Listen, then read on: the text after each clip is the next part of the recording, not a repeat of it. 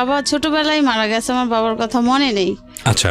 আর আমার মা ছিল, ওকে। আর ভাইয়েরা ছিল। তো ভাইয়েরা তো আমরা পিঠাপিঠি ভাই বোন, কেউ ইনকাম সোর্স ভালো ছিল না। আমার বাবার কিছু সম্পত্তি ছিল, এটুকুই যথেষ্ট। 10 ভাই বোনের মধ্যে আপনি ছোট সবার? হ্যাঁ, আমি সবার ছোট। আমি যখন 6 থেকে 7-এ উঠছি তখন আমার মেজো ভাইয়ের বউ, আমার ভাবি, তারই আত্মীয় আমার হাজবেন্ড। তো একদিন হঠাৎ করে আমার মাকে বলে যে ওকে বিয়ে দিলে ভালো ছেলে আছে। তো কোথায় ছেলে? আমারই ভাই ঢাকাতে বাড়ি টাড়ি আছে, এরকমের অবস্থা শান্তি ভালো। ও তো একটু চলাফেরা স্টাইলিস্ট করে, তাহলে ও ঢাকাতে মানাই থাকতে পারবে, ও ভালো হবে। ঢাকায় বাড়ি আছে এটা বলে? হ্যাঁ হ্যাঁ, আচ্ছা, ঢাকাতে বাড়ি আছে। তো এরপরে আমার ভাইয়েরা বলল যে ঠিক আছে, বিয়ে তো দিতে হবে, ঠিক আছে, যদি ভালো ছেলে হয় তাহলে দেখেন, আপনারও ননদ আর আমাদেরও বোন, তো ভালো হইলে দেখেন। আপনার যেহেতু আপনার জানাশোনা, আপনার মামাতো ভাই, তো আপনার চিনে পরিচয়। জি। বলছে হ্যাঁ ভালো, কিন্তু 2 ভাই আর 5 বোন, 1 বোন মারা গেছে, 4 বোন আছে, এ বড় ছেলে, আর বাবাও ভালো চাকরি করে, এয়ারপোর্টে চাকরি করে। তো এরপরে দেখাশোনা 1 সপ্তাহের ভিতরে আমাদের বিয়ে হয়। আচ্ছা। 1 সপ্তাহের ভিতরেই আমাকে এক শুক্রবার দেখতে যায়, পরের শুক্রবারে আমাকে বিয়ে হয়ে নিয়ে আসে, ঢাকাতেই নিয়ে আসে। তো যখন আমার বিয়ে হয়েছে তখন আমার মা ভালোই অনুষ্ঠান করে আমার মার সাধ্য সামর্থ্য যতটুকু হয়েছে দিছে। তো এদিকে আমার হাজবেন্ড কিছু করতো না, সে বেকার ছিল। আচ্ছা। তো আমাদের বিয়েটা হয়েছে এইভাবে যে আমার ননদের হাজবেন্ড এবং আমার ফুফাতো দেবর, তাকে দেখাইয়া বিয়েটা হয়েছে যে এই ছেলে আর এই কোম্পানিতে চাকরি করে। তখন চিত্রা একটা লোশন কোম্পানির ছিল, এখন আছে কিনা বলতে পারি না। তো বলছে এখানে চাকরি করে। তো আমার ভাইয়েরা যখন দেখতে আসছে, ছেলে দেখায় নাই, বলছে ও অফিসে চলে গেছে, ও তো নাই। তো এইভাবে ঘুরে ফিরে আইসা পড়ছে। তো আমার ভাবির উপরে ডিমেন্ড করে যে তাহলে তার যখন মামাতো ভাই, তো ভালো, আমার তো বাবা নাই, ভাইরাও অতটা ইয়া করে না। তো এভাবে করে বিয়ে হলো। তো এরপরে দেখি কি যে সে বেকার, সে কিছু করে না। ওই অফিসেই যদি একজন ড্রাইভারের দরকার হয় তখন আর কি তারে আমার ওই ননদের হাজব্যান্ড ডাকে। ওই অফিসে আমার ননদের হাজব্যান্ড কাজ করে, তো সে ডাইকে নিত যখন আর কি লোকের দরকার হইতো এক্সট্রা। তো এইভাবে ঘোরাফেরা করে। তো আমার তো অতটা বয়স না, আমিও তো ছোট মানুষ। এরপরে এদের ফ্যামিলিও বড়, আর ঢাকা শহরে আইসা, আমি গ্রামের মেয়ে, ঢাকা শহরে আইসা আটকা পড়ে গেছি। আমার ভালো লাগতো না, আমি কান্নাকাটি করতাম। এরপরে আমাকে একবারে সে প্রথম থেকে 10 দিন পরে নিতে আয়, যে ঢাকা শহরে বিয়ে হয়েছে, এত দূরে সবাই যাব, একটা খরচের ব্যাপার স্যাপার, তো কয়েকদিন থাকুক, এরপরে নিতে আসি। তো আমার যখন নতুন অবস্থায় আমার কেমন জানি তাদের ভালো লাগতো না, এবং আমার হাজব্যান্ডেরও তার মা যেটা বলতো সেটাই, মার কথা মতো। তো আমি যে তার নতুন বউ, আমার সাথে যে কিভাবে একটা আচরণ করা, কিভাবে একটা ওটা তার ভিতরে নাই। আচ্ছা। তো আমি না তখনই দেশে যেয়ে খুব কান্নাকাটি করতাম, কিন্তু কাউকে কিছু বলতাম না। তো কান্নাকাটি করতাম যে আমার এত দূরে বিয়ে দিছে, কেমন জানি লোকটা, তো ভালো লাগে না আমার। তো আমার মা ওটা কেয়ার করতো যে আমি তো সবার ছোট, তাহলে আমি এত কান্নাকাটি কেন করি। আর আমার হাজব্যান্ডকে দেখলে আমি ভয় পাইতাম। হ্যাঁ, তো এরপরে মা জিজ্ঞাসা করতো কী সমস্যা, আমি কই আমার না যাইতে ভাল লাগে না, কেমন জানি আমার ওইখানে থাকতে ভাল লাগে না। তো আমার ভাই বলে কি যে তো ছোট মানুষ, বিয়ে হয়ে গেছে, আর কোনোদিন তো তোমাকে ছাড়া থাকে না, এই জন্য ওর হয়তো থাকতে ভালো লাগে না। তো তুমি এই ব্যাপারে ওকে কিন্তু আশকারা দিও না। ছোট মানুষ, তুমি যদি এখানে থাকতে আশকারা দাও তাহলে আর শ্বশুর বাড়ি যাইতে চাইবে না। তো থাকতে থাকতে সয়ে যাবে, ঢাকা খোলামেলা থাকছে, গ্রামের বাড়ি খেলাধুলো করছে, এখন আটকা পড়ে গেছে, ওর ভালো লাগে না। তো এইভাবে করে মনে করেন 2-3 মাস থাকছি। 2-3 মাস থাকার পরে আবার আমি কান্নাকাটি করছি যাওয়ার জন্য, আমি মায়ের কাছে যাব, আমি এখানে থাকবো না। এবার আমার শ্বশুর আমাকে দিয়ে আসতো, শ্বশুর দিয়ে এসে আবার মনে করেন সপ্তাহ বা 15 দিন পরে আবার শ্বশুর গিয়া নিয়ে আসতো। আর আমার হাজব্যান্ডের চলাফেরাটাও অতটা ভালো ছিল না, যে একটা স্ট্যান্ডার্ডভাবে চলা, ঢাকা শহর বাড়িঘর আছে এরকমের যে চলাফেরা ওরকমের না, সে একটু উগ্রপন্থীর লোক। এই জন্য আমার তেমন একটা ভালো লাগতো না। আর মনে করেন চোখ দুটো লাল লাল, আমার দেখলে খুব ভয় লাগতো। তো এইভাবে মনে করেন 5-6 মাস হয়ে গেল। 5-6 মাস হওয়ার পরে আমি কনসেপ্ট হইলো আমার এই বাচ্চা পেটে। তো এখন না আমি শুধু কান্নাকাটি করি, আমার ভালো লাগে না, আমার শরীর খারাপ লাগে, আমার খাইতে ইচ্ছা করে না, আমার বমি আসে। এইভাবে করতে করতে কান্নাকাটি করতে করতে তো আমার শ্বশুর খবর দিল আমার বাইরে যে তাহলে আমি তো এখন যাইতে পারবো না, তো আপনার বোন থাকতে চায় না, আইসা নিয়ে যান, আবার গিয়া কয়দিন থাকুক, তারপরে আবার আমি গিয়ে নিয়ে আসবো। তো এভাবে করে আমি অসুস্থ খাওয়া দাওয়া করতে পারি না। এরপরে আমার এক ননদ, মানে যেই ননদের হাজবেন্ডের ইয়াতে আমার বিয়ে হয়েছে, ওই ননদ আমাকে ডাক্তারের কাছে নিয়ে গেল। ডাক্তারের কাছে নেওয়ার পরে টেস্ট করার পরে বলছে আপনাদের সুখবর, কিন্তু আপনাদের যেহেতু আপনাদের ভাবি তো বাচ্চা মানুষ, এ কাজটা তো ঠিক হয় নাই। যাই হোক, এখন আপনারা সাবধানে থাকবেন, এর প্রতি যত্ন নেবেন। তো এই কথা শোনার পরে আমি কান্নাকাটি শুরু করে দিছি, আমি কিভাবে কি করব, এটা কেন হবে, এটা কিভাবে হবে, এভাবে আমি প্রশ্ন করি। তো এরপরে আমার ভাই আইসা আমাকে নিয়ে গেল দেশে যাওয়ার পরে মনে করেন আমার স্বামী বেকার, তেমন একটা আমাদের কেয়ার করে না, সে তার মায়ের কথা মতো চলে, তার যখন মন চায় সে ঘরে আসে, না মন চায় না আসে, সে বাইরে থাকে, এভাবে করে। মানে সে বিয়ের আগেও যেভাবে কইরা আসছে, তো বিয়ের পরেও সেটাই করতেছে। তাকে বিয়ে করছে যে সে ঘরে আসবে, সে কাজবাজ ঠিক মতো করবে, কিন্তু তার ভিতরে সেটা নাই। সে যে এখন একজন বাবা হতে যাচ্ছে, সে অনুভূতি তার নাই। তো সে আগে যেভাবে চলে আসছে ওভাবেই সে চলতেছে, তখনও কিছু করে না, কাজকর্ম করে না, তখনও সে কিছু করে না। তো এরপরে মনে করেন ওই যখন যেই কাজে কেউ ডাকে ওই কাজ করে, এমনি সে রেগুলারলি একটা চাকরি বাধা করা সেটা সে করে। ঢাকাতে কি বাড়ি ছিল? হ্যাঁ, ঢাকাতে বাড়িতে আছে। কোথায়? এয়ারপোর্টের কোথায়, কোন এলাকায়? এয়ারপোর্টে রেল লাইনের ওই পারে মোল্লাটেক। আচ্ছা, ঠিক আছে, হ্যাঁ বলেন। তো এরপর মনে করেন আমার শ্বশুর বিমানে চাকরি করে এয়ারপোর্টে। তো এরপরে তো বাচ্চা পেটে, এখন আমি অসুস্থ, দিনে দিনে আরও অসুস্থ হয়ে যাচ্ছি, খাওয়া দাওয়া করতে পারতেছি না। এরপরে আমার ভাইকে খবর দেওয়ার পরে আমার ভাই এসে আমাকে নিয়ে গেল। নিয়ে যাওয়ার পরে এরপর কয়দিন পরে ওর বাবা গেছে, ওর বাবা যাইয়ে 2-3 দিন থেকে চলে আসছে, আমি আর আসি নাই। তো আমার ভাবিরাও বলে যে ছোট মানুষ, দেখো তুমিও নাকি তেমন একটা কেয়ার করো না, তুমি এরকমের করো, আমরা তো জানি যে তুমি ভালো একটা চাকরি করো, কিন্তু এটা যাই না, আমরা তো বিয়ে দিছি, এখন তুমি স্বামী, তুমি যদি চাকরি না করো আর যদি কাজবাজ না করো, তোমার যদি ইনকাম না থাকে, তাহলে সে বউয়ের মূল্যটা কেমন থাকে। হ্যাঁ, তো এদিকে মনে করেন আমার শাশুড়ি নাকি আমাকে পছন্দ করতো না। এইটা মনে করেন আমার শাশুড়ি আর শ্বশুর দুইজনে মানে ইয়া কইরা আমার শ্বশুর আমাকে পছন্দ করে নিছে, আর আমার শাশুড়ি চাইছিল তার বোনের মেয়ে আনতে তার ছেলের জন্য। তো এখন আমি যেটা মনে করি, হয়তো সেজন্য আমার স্বামী এরকমের করতো আমার সাথে, বা সে তার মায়ের কথা শুনতো, মা যেভাবে বলতো সেইভাবে চলতো। তো এরপরে তো আমি দেশে যাওয়ার পরে এভাবে করতে করতে আমার হাজব্যান্ড 2-3 বার গেছে, যাইয়ে আসছে, আমি আর আসি নাই, আমি আসতে চাই না, কান্নাকাটি করি। এবার আমার মা বলে যে ঠিক আছে, বিয়ে তো আমি দিছি।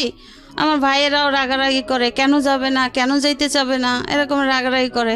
তো আমার মা বলছে ঠিক আছে, কোনো সমস্যা নাই, ছোট মানুষ, এখন যেহেতু বাচ্চা কাচ্চা হবে, থাক আমার কাছে। আর এই অবস্থায় তো মেয়েরা মায়ের কাছেই থাকে, তো আমার কাছেই থাক, যদি আল্লাহ ভালো করে সুস্থ করে তখন আস্তে ধীরে বুঝ হবে, তখন আরো একটু বয়স হবে, বাচ্চার মুখ যখন দেখবে তখন তার অন্য রকমের ফিলিংস হবে, সে এমনিতেই সাইতেই শ্বশুর বাড়ি যাবে।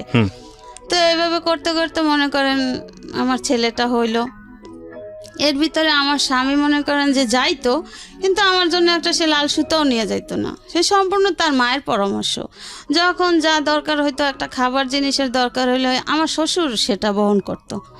তো এইভাবে মনে করেন এখন বাচ্চা হয়েছে, বাচ্চা ওর যখন 11 দিন বয়স, তখন আমার দেশের বাড়িতে, আমার শ্বশুর বাড়ি বরিশাল কাশীপুর, তো ওখানে আমার এক চাচা শ্বশুর থাকতো, আর এমনি চাচতো চাচা আশেপাশে। তো ওর 11 দিন যখন বয়স, তখন ওই বাড়ির আমার এক চাচা শ্বশুর মারা যায়। তো মারা যাওয়ার পরে আমার হাজব্যান্ড গিয়া আমাকে নিয়ে আসে যে আমার কাকা মারা গেছে, এখন তো তোমার যাইতে হবে। তো আমার মা ভাবি এরা বললো যে ঠিক আছে যাও, তুমি কান্নাকাটি করো না, তোমার যদি ভালো না লাগে তুমি বলবা, আমরা গিয়ে নিয়ে আসবো, যেই যাও আচ্ছা একজনে গিয়ে নিয়ে আসবে, তো তুমি কান্নাকাটি করবা না। আর তোমার শ্বশুর যেহেতু তোমার সাথে আছে, তোমার কিসের ভয়, কিসের চিন্তা, যা কিছু দরকার হয় সে না দেয় না দেখ, তুমি তার কাছে বলবা। তো আর এখন তো বাচ্চা হয়েছে, এখন সে চেঞ্জ হয়ে যাবে, সমস্যা নাই, মানুষ একসময় এক রকমের থাকে না।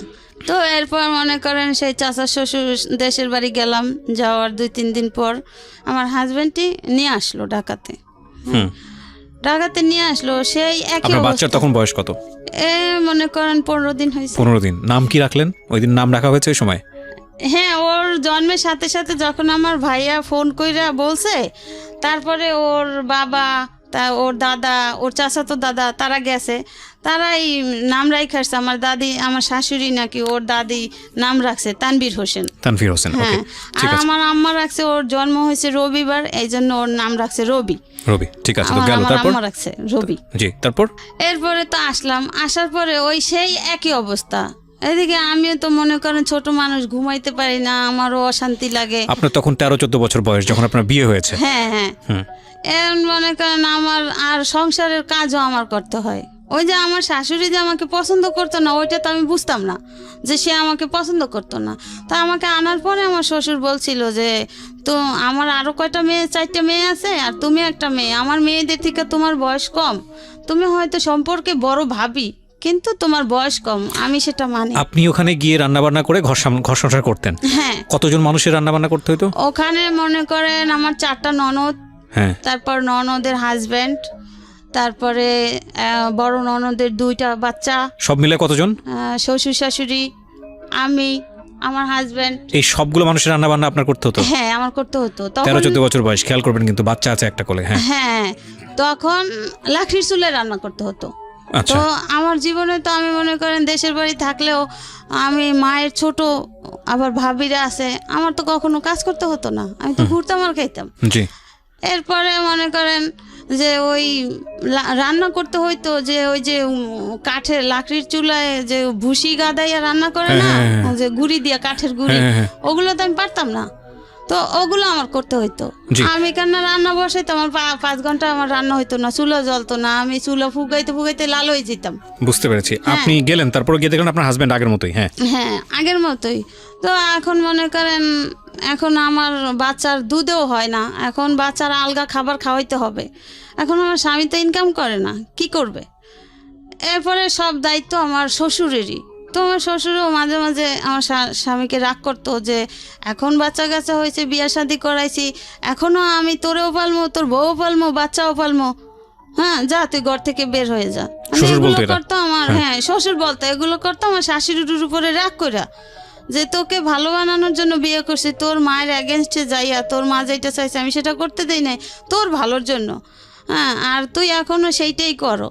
তা আমি অনেক কষ্ট করে মনে করেন যখন বাচ্চাকে আলগা খাবার খাওয়াইতাম, আমার শ্বশুর তখন মিলবিটা দুধ ছিল, হ্যাঁ, 1 প্যাকেট 1 পোয়া দুধ এনে দিলে আমার ননদরা সেটা হিসাব দিত যে এটা 2 দিন খাওয়াবেন। 1 পোয়া দুধ?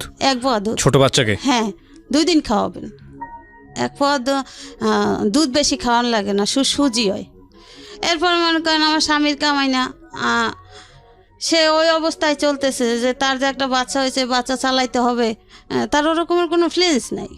তার মা যেটা বলে, মা যদি বলে যে তুই এনে বসে থাক, সে বসে থাকবে, সে কোনো কাজ করবে না। বড় হইতেছে, আরও বাড়তেছে, আমার বুকের দুধে হয় না। এরপর আমি কি করতাম, মাঝে মাঝে আমার মেজো ননদের আবার ছোট মেয়ে আছে, ওর বয়স তখন 6 মাস, 1 বছর হয়ে গেছে, আমি যে 6 মাসের পাইছি, তো ওই বাচ্চারা যে সুজি খাওয়াইতো, আমি মাঝে মাঝে ওর সুজি যে খাওয়াইয়া বাচ্চা থাকতো, ওগুলো আইনা পানি গরম করিয়া মিলাইয়া পাতলা করিয়া খাওয়াইতাম। আবার মাঝে মাঝে ভাত রান্না করিয়া ভাতের মার খাওয়াইতাম। এইভাবে করতে করতে মনে করেন সে ওই যে কোম্পানিতে মাঝে মাঝে গিয়ে চাকরি করতো, ওই কোম্পানি থেকে বিদেশে লোক নিবে। আচ্ছা, বিদেশের লোক নিবে, এখন সেও ইন্টারভিউ দিয়েছে। আমার সেই ননদের হাজব্যান্ড দেওয়াইছে যে তুই তোর ভালো ড্রাইভিং করতে পারো, তাহলে তুই ইন্টারভিউ দেখ। তো বিদেশে যখন পাঠায়, এখন সেই ইন্টারভিউ দিল, সে ড্রাইভিংয়ে পাশ করলো, পাশ করার পরে এখন সে বাহিরে যাবে, এখন তো টাকা পয়সার দরকার। এরপরে আমার মার কাছে গিয়া বলল যে আমি তো বেকার, কিছু করি না, তো আপনার মেয়ে তো কত কথাই শুনে, আমার মা বোনরা বলে, তো কিছু টাকা দিলে আমি বাহিরে যাব। এটা কাকে বললো? আমার মাকে। আচ্ছা। এরপরে আমার মা বলে যে তোমার কত টাকা লাগবে, যেহেতু তুমি কোম্পানি থেকে যাচ্ছ, তো খরচটা তো বেশি লাগার কথা না। হ্যাঁ হ্যাঁ, কোম্পানি বহন করবে, তো কি রকমের টাকা লাগবে? যে আমার ইয়া করতে, পাসপোর্ট টাসপোর্ট করতে লাগবে, আর কিছু কাপড় চোপড় নিতে লাগবে, হ্যাঁ, লাখানি টাকা হলে হবে। তো এরপরে আমার মা কি করলো, আমার মা জমি বিক্রি করে তার 1 লাখ টাকা দিল। আচ্ছা। সেই কত সালের দিকে এটা? 99 সনে। ওরে বাবা, ওই সময় 1 লক্ষ টাকা লাগবে? হ্যাঁ। কোন দেশে যাচ্ছে? কাতারে? না, তাহলে কুয়েত। কুয়েতে। আচ্ছা। হ্যাঁ, তো এরপরে আমার মা বলছে যে কতদিন লাগবে, যে এখন যেহেতু আমি ইন্টারভিউতে টিকছি, আমার তো ভিসা আইসা গেলে আমি চলে যাব, তো আমি 13 নম্বর সিরিয়ালে আছি, তো তোমার কত দিনে লাগবে? যেহেতু আমার এই পরিস্থিতি, আমার স্বামী কিছু করে না, আমার এক পদ দুধ আমার সন্তানকে 2 দিন খাওয়াইতে হয়, তাহলে আমি কষ্টে আছি না, আরও তো কান্নাকাটি করি, থাকতে চাই না। এরপরে আমার মা বলে ঠিক আছে, তোমার ব্যবস্থা হয়ে যাবে, তুমি ওদিক দিয়ে ব্যবস্থা করো। ওই সময় আপনার বাবা বেঁচে নাই? না, আমার বাবা তো আমি বলতে গেলে দেখি নাই। হ্যাঁ। আচ্ছা। এরপরে আমার মা জমি বিক্রি করে, তারপরে আমার মামা একজন সৌদি ছিল বাহিরে, তার কাছ থেকে এভাবে করে 1 লাখ টাকা দিছে। ওকে, সে চলে গেছে কবে? বাচ্চার যেদিন 1 বছর বয়স, 18 তারিখে, সে অক্টোবরের 19 তারিখে সকালে তার ফ্লাইট, রাত্র 4টায় উঠে সে চলে গেছে। এরপরে এখন আমার শাশুড়ি খুশি যে তার ছেলে নাই, এখন আমি একা। তো সে আমাকে অনেক নির্যাতন করত, কিন্তু আমার শাশুড়ি নিজে করতো না, সে করাইতো তার যে মেয়েরা আছে না, নাতিরা আছে না, ওদেরকে দিয়া। যেমন মনে করেন রান্না করতে গেলে সেখানে হিসাব করতো, কোনখানে কতটুকু কি খরচ করছি, বা মাছ মাংসের টুকরাটা পর্যন্ত ননদরা গয়না দিত, হিসাব করে দিত কয়জন লোক, এভাবে করতো। খাবারের সময় আমি ঠিকমতো খাবার পাইতাম না, এভাবে করতো। তো এই কেয়ারটা আমার শ্বশুর করতো। অনেক সময় দেখা যেত আমার শ্বশুর খাইতে বসলে সে তার খাবারটা আমার জন্য রেখে দিত, আর মেয়েদেরকে বলতো যে দেখ, ও তো সারাদিন কষ্ট করে, তোরা তো কেউ ওই কাছে থাকোস না, তো খাবার সময় একটু খেয়াল করে খাইস, ওর জন্য একটু রাখিস।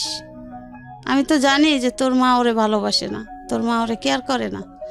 যাক, কারণ যখন তোর ভাই নাই, তারপরেও তোর ভাই থাকতেও কিছু হয় নাই, এখন তারপরেও তোরা অন্তত পক্ষে নাতিদের জন্য একটু ভালোবাসিস।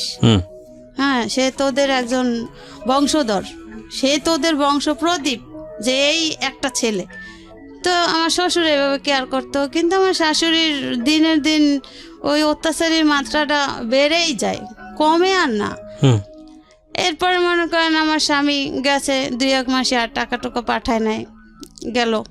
এরপরে টাকা টুকা পাঠাইলে তার বাবার নামে পাঠাইতো। আর যাওয়ার সময় তার মা বইলে দিছে যে বউ যদি এখানে রাখতে চাও, বউ যদি এখানে থাকতে চায়, তাহলে আমি মা যেই কথা বলি সেই কথা কানে রেখে চলো, বউকে কখনো টাকা পয়সা দিব না, যা দরকার হয় আমি আছি, তোমার বাপ আছে। জি।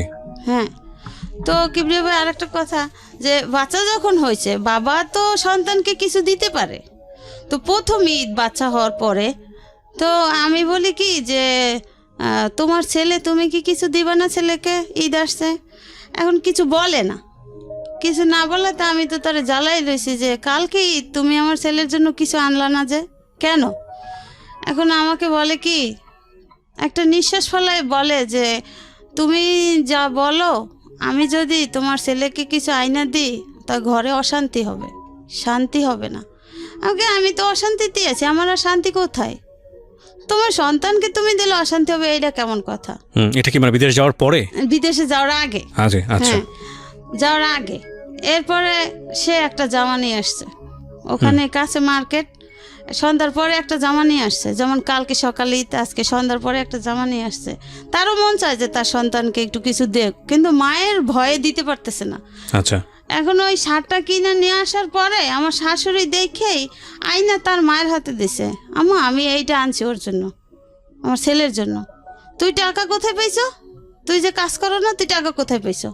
কার কাছ থেকে ধার করছো? ধার করে আনো আর যা করো, আমি কিন্তু দিতে পারবো না, আমার কাছে জানি কেউ আসে না, এইভাবে কথা। এখন আমারে বলে যে দেখছো আমি কিন্তু কাজ করছি, রঙের কাজ করছি। সে তো এইখানে সেইখানে যখন যেটা পাইতো ওইটা করতো, যখন যে ডাকতো। যে আমি তখন জিজ্ঞাসা করছি যে আসলে আপনি টাকা কোথায় পেয়েছেন? কয় আমি কাজ কইরা রাখছি, একটা শার্ট আর কত টাকা, 100-150 টাকা। যাই হোক, এরপর আমার শ্বশুর বলে কি, মানে আমার শাশুড়ির জ্বালায় বলে তোর আনার দরকার কি ছিল, আমি আছি না, আমি তো আইনা দেবো, আমার একটা নাতি, আমি কি আইনা দেবো না?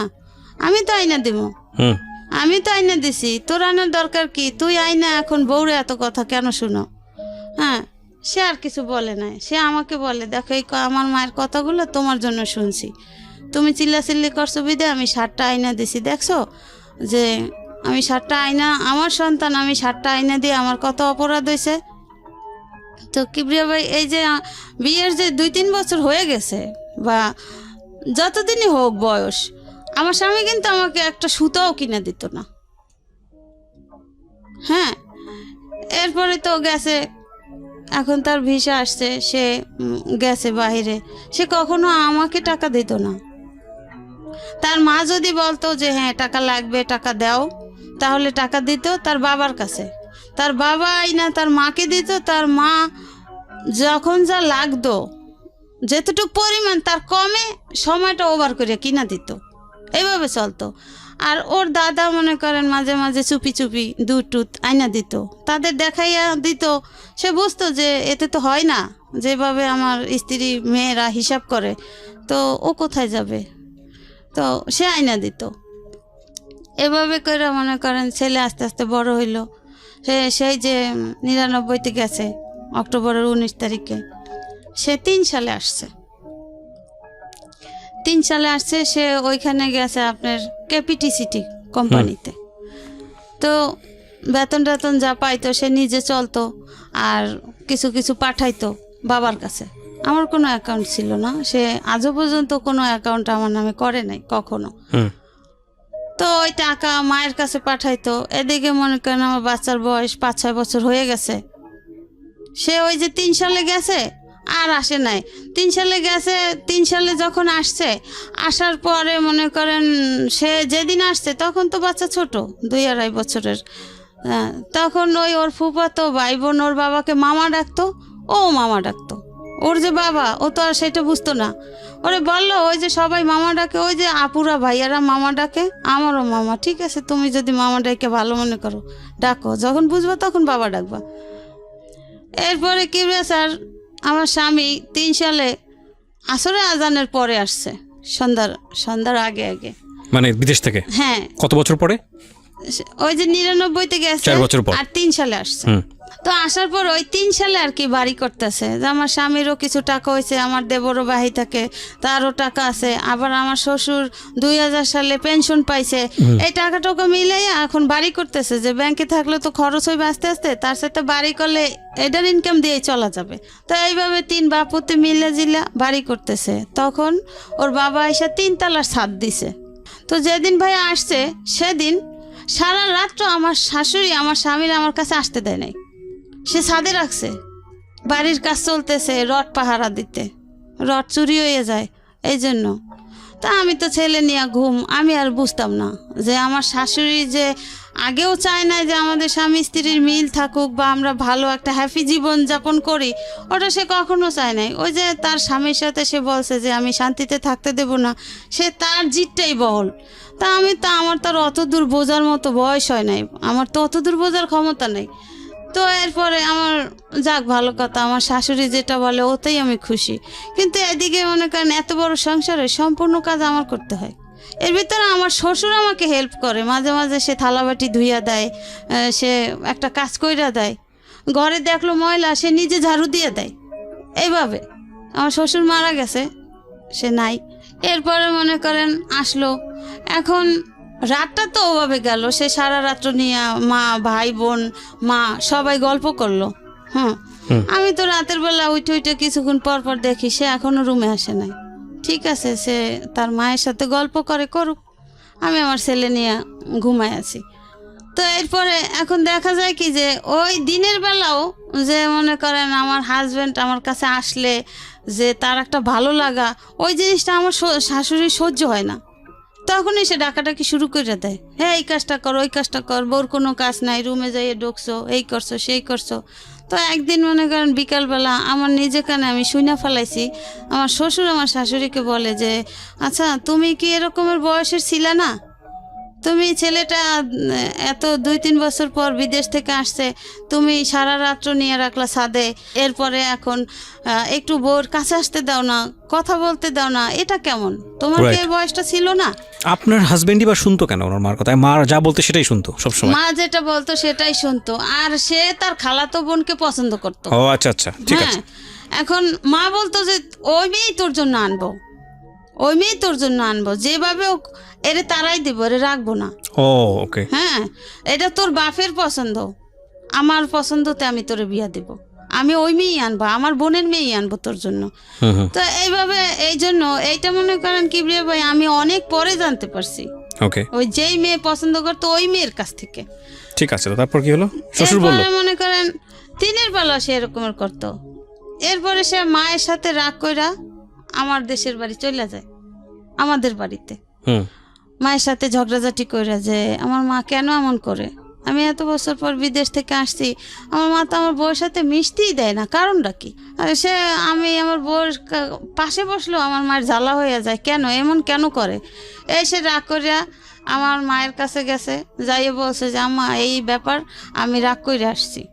মনে করেন বিদেশ থেকে আসার 3-4 দিন পরে।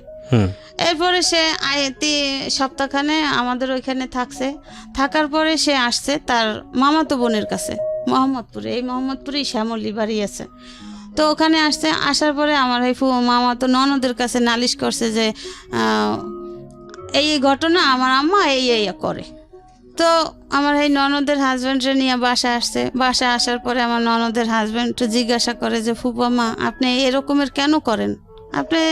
আপনার পছন্দ হোক বা না হোক, বউ তো আর দেখতে খারাপ না, বা আপনার এমন না যে ফুফায় গরিবের ঘরের মেয়ে টাইনে আনছে আপনার পছন্দ হয় নাই, এটা তো অপছন্দর কিছু না। আমরা তো দেখতেছি বউ বেশ ভালো, আপনার সংসারটা ম্যানেজ করে সে চলতে আছে। সে যদি আপনার মেয়েদের থেকে বয়সে ছোট কিন্তু সম্পর্কে বড়, তারপরও গ্রামের মেয়ে চালু আছে, কাজ কাম সবই তো আপনার কইরা যাইতে আছে, তাহলে আপনি কেন এমন করেন? এইভাবে করতে করতে কিবরিয়া ভাই সে 2 মাসের ছুটি আনছিল, সে মায়ের জ্বালায় আর থাকতে না পাইরা সে মনে করেন 15 দিনের মাথায় আবার চলে গেছে। সে আর থাকে নাই, 15 দিনের মাথায় আবার চলে গেছে। যাওয়ার পরে যখন গেছে তখন আমারে বলছে কি যে যদি আমার মায়ের জ্বালা যন্ত্রণা সহ্য করে তুমি থাকতে পারো ছেলেকে নিয়ে তাহলে থাইকো, আর যদি না থাকতে পারো তাহলে তুমি চলে যাও। এখন মনে করেন ওদিকে আমার বাবা নাই, আমার মা অসুস্থ, স্ট্রোক করে অসুস্থ হয়ে গেছে। তো আমার মায়ের সেবা কে করে? আর আমার ভাইরা আছে, সবাই বিয়ে শাদি করছে, সবাই সংসার আছে, সবারই মোটামুটি আয়। এখন আমি যে বাচ্চাটা নিয়ে যে বাবার বাড়ি যাই উঠবো, ওরকমের তো আমার টেক কেয়ার করার মতো আমার কেউ নাই, তাহলে আমি কোথায় যাব? আর এখানে যাই হোক আমার শ্বশুর তো আছে, আমার শ্বশুর আমার পাশে আছে, যাই হোক তার নাতির জন্য সেই দেখবে, আমার এত চিন্তা করার কিছু নাই। এইভাবে করে যে আর যদি আমি পারি তাহলে বাচ্চা নিয়ে আমি তোমাকে নিয়ে যাব, আর যদি না পারি তাহলে আমি আর জীবনে বাংলাদেশে আসবো না।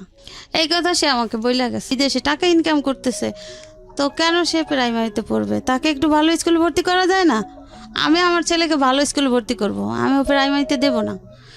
এইভাবে করতে করতে মনে করেন ওর যখন 6 বছর বয়স তখন স্কুলে ভর্তি করে। এখন দেখে যে আশেপাশের মানুষও খারাপ বলে, ওর সাথে যত বাচ্চারা তাদের স্কুলে দেয়, ওকে স্কুলে দেওয়া হচ্ছে না। এরপরে ওকে সেই বাড়ির কাছেই কেজি স্কুলে দেয়, মোল্লারটাক স্কুল, ওই স্কুলে দেয়। দিলেও মনে করেন যে ওর বাবা যে টাকা পয়সা পাঠায়, ওর কোনো এক্সট্রা খরচ তারা দেয় না। স্কুলে মাস গেলে বেতন হইলে মনে করেন বেতনের বই দেখে তারা লেখা হিসাব করে তারা টাকা দেয়। এইভাবে করে যাই হোক, এইভাবে করতে করতে করতে করতে ওর বাবা তো ফোন দেয়, কথা বলে। হ্যাঁ, এর ভিতরে মনে করেন আগে তো চিঠির যুগ ছিল, ফোন টোন ছিল না, চিঠি দিতাম।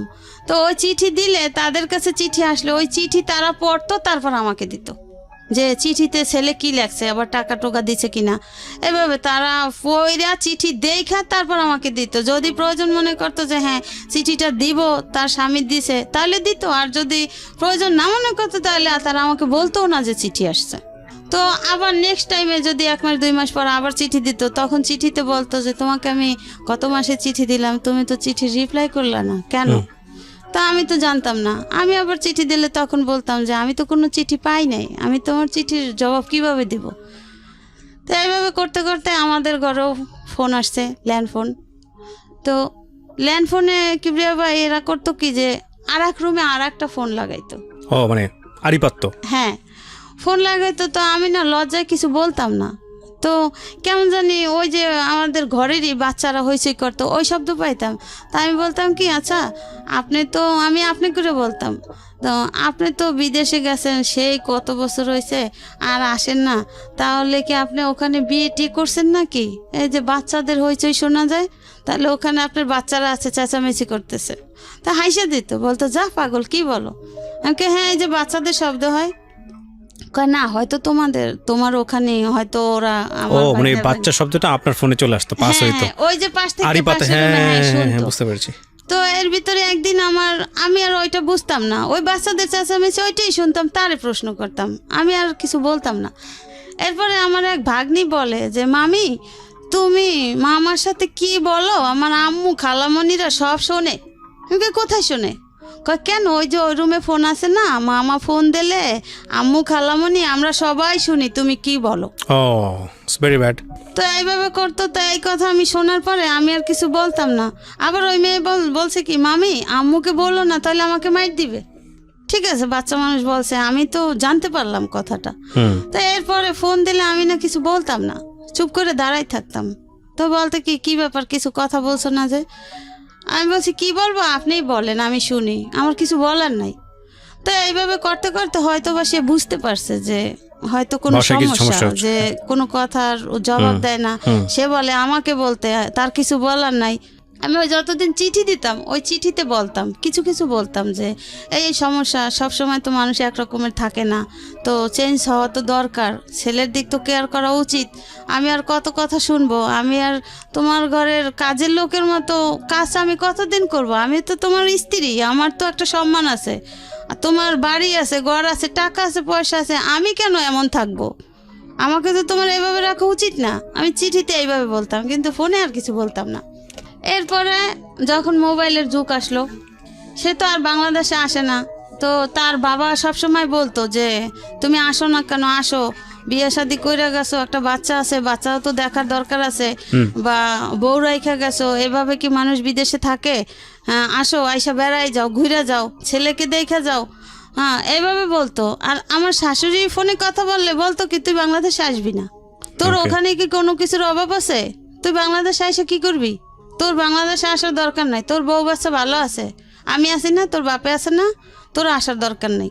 তো এইভাবে করতে করতে সে 8-9 বছর হয়ে গেছে, সে বাংলাদেশে আসে না। 8-9 বছর? হ্যাঁ, যখনই আমি বলি কি ব্যাপার তোমার ছেলে বড় হয়েছে, তো তুমি কবে আসবা বাংলাদেশে, তো এভাবে কি এক ছেলেই থাকবে, এটার কি কোনো ভরসা, দেখতে কি ইচ্ছা করে না, এটা কেমন জীবন? আমি এইভাবে বলতে হ্যাঁ আসবো, এই বছর না আগামী বছর আসবো। আর যখনই ওর মার সাথে ওর বাবা বলতো আসতে, কিন্তু ওর মা বলতো আসার দরকার নেই, আসবি না তুই, আমি তোরে বলছি তুই আসবি না। তার মানে এইভাবে থাকতে থাকতে বউ একসময় চলে যাবে, বউ থাকবে না। ও ওকে। আমার শাশুড়ির চিন্তাধারা এটা। তো আমার চিন্তা হয়েছে যে আমার তো ছেলে আছে, আমি আমার সন্তান ফেলাই কোথায় যাব? আর আমার বাবার বাড়ি তো বাবা মাও অসুস্থ, বাবা নাই, আমি কার কাছে যাব? ভাবিদের কথা কেন শুনবো? তার সাথে বরং স্বামীর বাড়ি আছি, ভালোই আছি, সবাই জানে আমি ঢাকা শহরে ভালোই আছি, কিন্তু আমার ফ্যামিলিগত কিভাবে আছি, আমার অন্তরে কতটা সুখ আছে সেটা তো আমি অন্তর জানে আর আল্লাহ জানে। তো এইভাবে করতে করতে মনে করেন এই দেখে যে আমি ফোনে কথা বলতে পারি না, হ্যাঁ ফোনে কথা বলি না।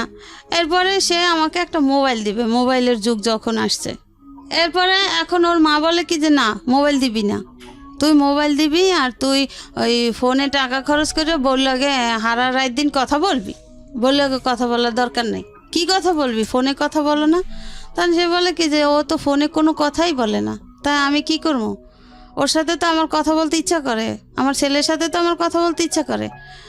এরপরে কিবরিয়া ভাই আমাকে একটা ফোন দেয়, ওই যে কালো নোকিয়া মোবাইলগুলো যখন বের হয়েছিল, একটা ফোন সে পাঠায় দেয়। তার ওইখান থেকে একটা লোক আসে, সে ওই লোকের মাধ্যমে সিম টিম কিনা সে পাঠায় দেয়, ওকে কইরা দেয় যে আমার যে কিনতে না হয় বা ফোনটা অফ না থাকে, এভাবে কইরা। তো এভাবে করে মনে করেন আমি তখন মোবাইল চালানো বুঝি না, হ্যাঁ। তো ওই ফোনটা নিয়ে আমার ননদের মেয়ে ব্যবহার করতো। ওকে। ও ননদের মেয়ে ব্যবহার করতো বা রাত বিরাত সবসময় ওর কাছেই ফোনটা থাকতো। ম্যাক্সিমাম ভাগই যদি ওর বাবা ফোন দিত তাহলে ফোনটা রিসিভ করতো ভাগ্নি। তো ওই ফোনে মনে করেন সে মেয়ে কলেজে পড়ে, ভার্সিটিতে পড়ে, সে মেয়ে আমার ফোনে কথা বলে বিভিন্ন রকমের ছেলেদের সাথে। তা আমি তো ওগুলা আমি মনে করি ও ভাগ্নে, ওর মোবাইল নাই, ঠিক আছে, আমার তোর মোবাইলের প্রয়োজন হয় না, ওর মামা ফোন দিলে তো আমাকে দিবি। তো এরপর আমাকে একদিন বকাঝকা করে ওর বাবা যে ফোনটা দিছি আমি আমার প্রয়োজনে তোমার সাথে কথা বলার জন্য, যখনই আমি রাতের বেলা ফোন দেই তখনই আমি তোমার ফোন পাই ওয়েটিং, আর ফোন পাই ভাগ্নির কাছে, কেন? আমি বলছি যে দেখো আমি তো ফোন চালাইতে পারি না, আমি তো বুঝি না, আর ফোনটা তো ওর তো ফোন নাই, ও আমার ফোনটা ও ব্যবহার করে, তাহলে সমস্যা কি? কোনো সমস্যা তো নাই, ফোন দিলে তখন তোর কাছে থাকলেও অবশ্যই আমাকে দিবে যে তুমি ফোন দিছো। তো ও ঘুমাইতো এক রুমে, আমি ঘুমাইতাম আর এক রুমে। এরপরে ওরা একদিন বলি কি যে লিসা তোমার মামা এরকমের আমার রাগারাগি করছে, ফোনটা যেহেতু তোমার কাছে থাকে, থাকুক ভালো কথা, তুমি এখন থেকে আমার কাছে ঘুমাইও, আমার কাছে ঘুমাইলে তো ফোনটা তো যখন তোমার মামা ফোন দেবে তখন নাইলে আমি কথা বললাম, আর সারাক্ষণ তোমার কাছে থাকলো, কোনো সমস্যা নেই। এরপরে ভাইয়া এখন তো ফোন দিলে ঠিকই ও আমার কাছে ঘুমায়, আমার সাথে কথা বলে, কিন্তু আমি তো টের পাই যে ওই মেয়ে কথা বলে। এখন আমার তো কিছু করার নাই, যেহেতু আমি আমার স্বামী তো আর আমার অতটা কেয়ারিং না, আমি তাদের বাধ্যে স্বীকারোক্তি, আমি তাদের কথা মতো আমার চলতে হয়। জি, ভালো কথা। এরপরে মনে করেন আস্তে আস্তে আমার শ্বশুর এক সময় অসুস্থ হয়ে যায়, সে ক্যান্সারে আক্রান্ত হয়, তার 3-4 বার করে অপারেশন হয়। এরপরে সে এখন বলতে গেলে তাকে বলা হয় যে তোমার বাবা অসুস্থ, তুমি আসো, যে বাবাও রিকোয়েস্ট করে, কিন্তু সে আসে না, কিন্তু তার মা তাকে পারমিশন দিচ্ছে না যে সে আসবে। আমি বলি যে দেখো মইরা গেলে হয়তো আর কোনো দিন দেখবা না, হ্যাঁ, অন্তত আইসা যাও, একবার আইসা গেলেও তো বাবারে দেখে গেলে, এরপরে মরিয়া গেলেও আফসোস থাকবে না, কিন্তু সে তো আফসোস করে, আসো।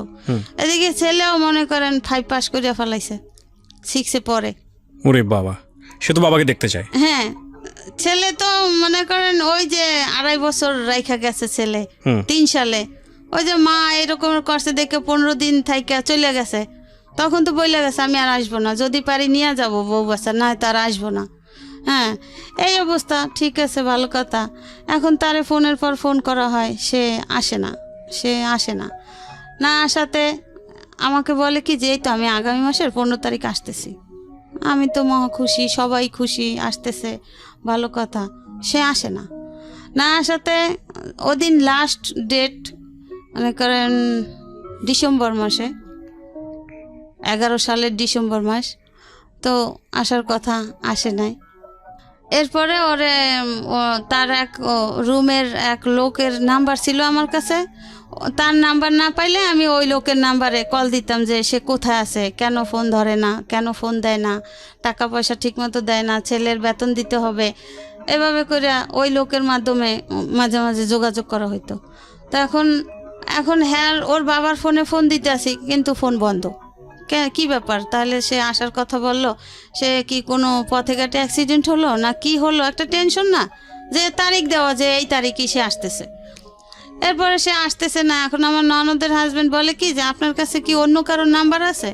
আমি বলছি কি হ্যাঁ, তার এই রুমের একজন লোক আছে, তার নাম রশিদ, তার নাম্বার আছে, আমি তো মাঝে মাঝে তারে না পাইলে এই নাম্বারে কথা বলি, তার কাছে জিজ্ঞাসা করি, খোঁজ খবর নেই।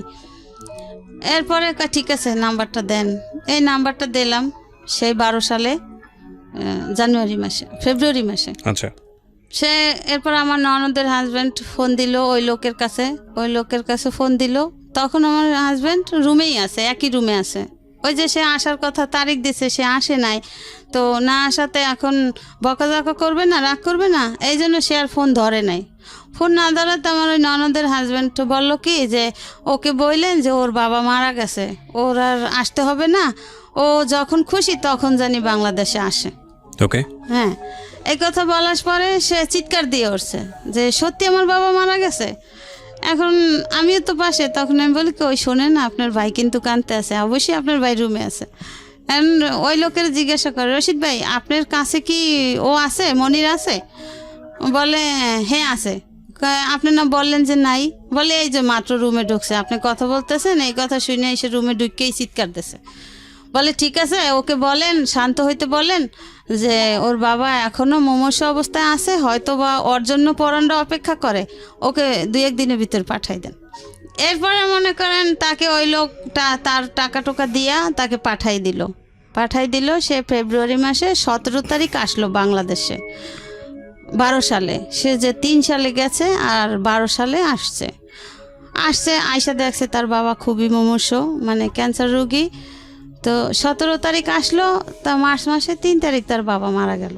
ও ওকে। বাবা মারা গেল। এরপরে মনে করেন আমার জীবনের ঝড় শুরু হয়ে গেল।